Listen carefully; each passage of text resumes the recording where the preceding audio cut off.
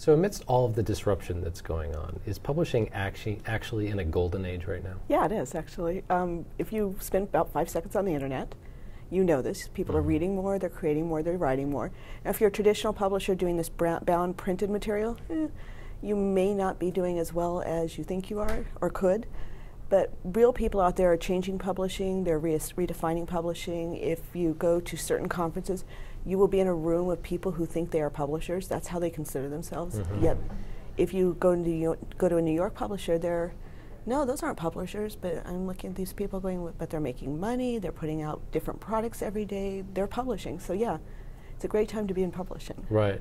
And so do you think that, I'm going a little off script here, for but it. do you Not a think that problem. we're getting into a period now where the very definition of publisher is expanding? Yeah, I mean, I consider myself a publisher. I have a website. I've been running it effectively since 2004. I put out fresh content. I have readers. I have regular readers. I have interactions with them. I'm a publisher. Right.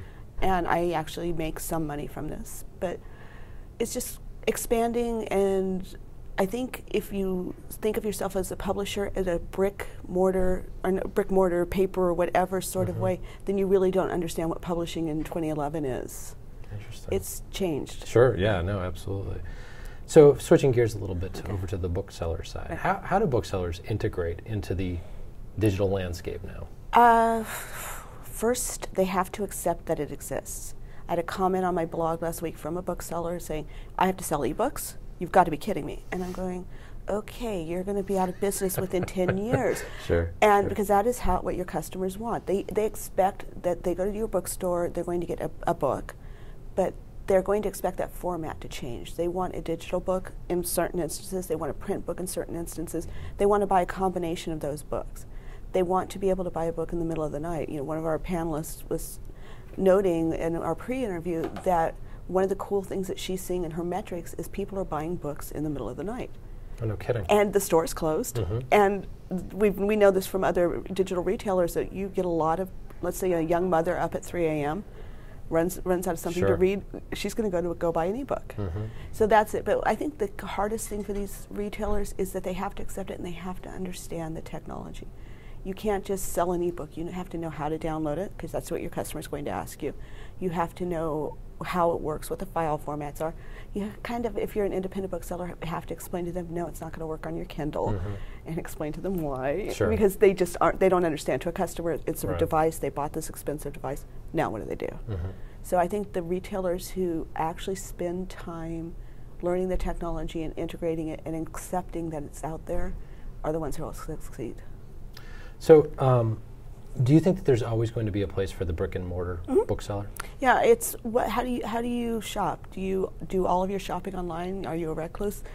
Or I mean, some of us are. I do a lot of online shopping, but absolutely, I shop at Zappos and I shop at my local shoe seller. It's different kinds of experiences. There are times, cookbooks, for example. I want to go in, I want to touch it, I want to look at the pictures, I want to check the recipes.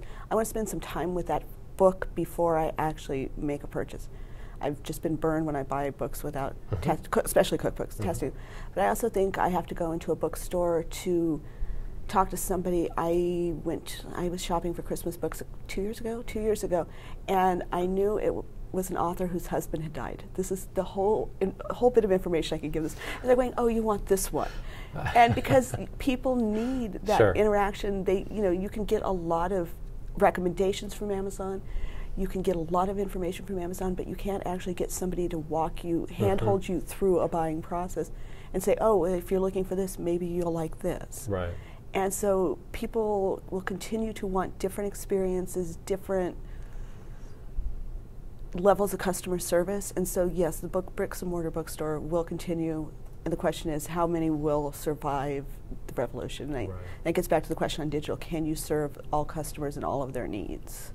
Sort of along those lines, and the last question I have for you, how do you see bookselling adapting in the next 2 years or so? We're already seeing it in that I'm going to say they're going back to their roots, where they become places, either digital booksellers or bricks and mortar booksellers, where they become places where people can come and hang out and meet people like them. You know, All Romance eBooks, which is a digital only bookseller, they have a community, they talk to them, they have great customer service. They're a place where their customers can go and understand that they're going to get what they want, and a real person exists behind that website who's going to help them if they don't understand something. Same thing with physical booksellers, although they are lucky in that they can hold live in-person events, where a digital can only do that online, which sometimes works, sometimes doesn't. So that's where they're going to go, where they're going to continue to sell books, but they will have community and service around that, so that the customer feels really, really good about that experience. It's not just a click, it's an actual, that there are humans there, that you have people to talk to, and that's really kind of what bookstores have always been, is not just a place to buy a book, but a place where you go and talk. And I keep telling them to add wine bars, but nobody ever listens to me. Well, maybe in 2 years. Well, I mean, think about it. After work, you have a glass of wine, you go to a reading, and they go, absolutely. Yeah. I think you're right. Yeah, I'm right. Yeah, definitely. Well, thank you very much for being with us. Appreciate it. Great.